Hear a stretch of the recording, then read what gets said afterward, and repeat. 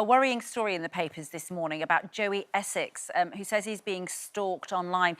Rishi Davda is here. Very good morning to you again. It's made the front page of The Sun this morning. Of course, they're drawing these comparisons with baby Reindeer, but just talk us through what he's been telling them. Yeah, reports suggesting that Joey Essex has found himself in the middle of a stalking situation after being targeted by an obsessed fan online who apparently sent 100,000 messages, including some which contain apparent death threats towards his girlfriend, Jessie Potts. He and Jessie met on Love Island, but some of his behaviour this year on the show meant that he garnered some hate online. Joey decided to take it to the police given the violent nature of some of the messages, and in a statement to the Mirror said, "I love my fans and want to be able to talk to them, but there has to be a line somewhere, and sadly, this is it." Yeah, OK. Well, we'll catch up with that depending on what happens next. But, yeah, can't be very... I mean, look, when you're on these shows, you're used to getting trolled, and that is an unfortunate part. But this obviously has crossed a line, hasn't it, beyond the normal thing.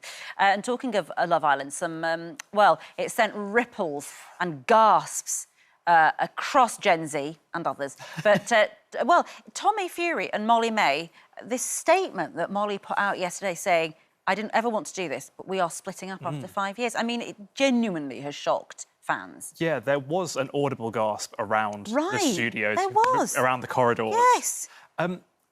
I don't think we ever thought it would really happen. She said that it was, you know, never in a million years did I think I'd have to write this statement when she was putting one out on Instagram saying, after 5 years of being together, I never imagined our story would end, especially not in this way. I'm extremely upset to announce that mine and Tommy's relationship has come to an end. I will forever be grateful for the most important thing to me now and always, my beautiful daughter. They were very much the influencer couple of a generation, together for 5 years. Reports suggesting that in their brand deals, they made £9 million together over the past 5 years. The Telegraph has referred to them as a modern-day Charles and Diana. I think that shows you the impact that they had across popular culture. It was only a year ago that they got engaged and they had their daughter Bambi, so there was some surprise to see them splitting up. Rumours have been circulating for a little while. We had some videos come out of Tommy on holiday dancing with an unknown woman in a club. Molly then, said she never really liked it when he went on holiday because she never really knew where he was. But they stayed fairly strong, them posting photos of the two of them together. So I think this kind of caught people unawares. Tommy actually posted a photo just a few hours before the news broke of the two of them sharing a dessert on Snapchat. Then the news broke and he had to put out another statement saying, "The past 5 years have led us to having a beautiful baby girl, Bambi, and I'll be forever thankful to Molly for making me a dad. Bambi is our priority." Feels like popular culture's in slight mourning over this relationship.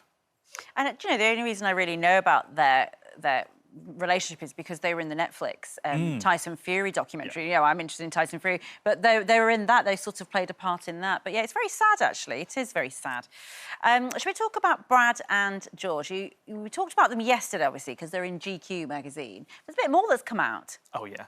I hate looking at this photo. Why? Because those two are 63 and 60 years old. Yeah, and take it off the screen immediately. I feel like I look, it's making Rishi feel deeply inadequate. I feel more tired and old than both of them. Yeah, exactly. It's an amazing interview. We barely scratched the surface yesterday in terms of what it goes into. There's some really quite serious things in there as well. Brad speaking about what it was that drew him to George, specifically referring to his reaction to the death of Princess Diana and how he spoke out about being chased by paparazzi in similar sorts of car chases. They spoke about Brad's time in Alcoholics Anonymous, how they were competing with one another for job roles as well. They haven't always been the best of friends. Brad missed George's Venetian wedding in 2014. Oh. He was rumoured to be best man. Even more on the rumour spectrum, there was a suggestion that Brad's then-wife, Angelina Jolie, wasn't a huge fan of George's wife to be a papers love to blame the women. Yeah. I don't buy it. But they are now much closer, Yeah. back together again. They first met on the Ocean's 11 franchise, and that was, I think, 24 years ago. Yeah, and you can get a bit closer to George. You can. You can get a date. You can get a date with George Clooney. It is for charity, with the promise of an intimate night next month. I'm not sure how intimate it'll really get, but you might have a coffee with him. Yeah, in New York City. Well, maybe more than a coffee. So you're being offered a cocktail for you and a guest, then a dinner with a few others as well. Nice. and then the opportunity for some photos and a bit of a Q&A. You need to have deep pockets. Right, go on. Really very deep pockets. How much is it going for now? Because it's going towards this foundation. They want to raise as much as possible. Yeah. It started at $10,000. It's now increased to $31,000. They're hoping to get $60,000 by the time it closes next month. So if you're free, 24th of September in New York City. I'm afraid I'm a little bit busy and a little bit poor for that. But listen, talk to me about Katy Perry. We saw her jumping out of a helicopter with Orlando Bloom earlier on, but her sort of comeback hasn't quite gone to plan, I don't think. I don't think many musical comebacks find themselves in trouble with the Spanish police, but she has done so over the filming of her new music video, Lifetimes.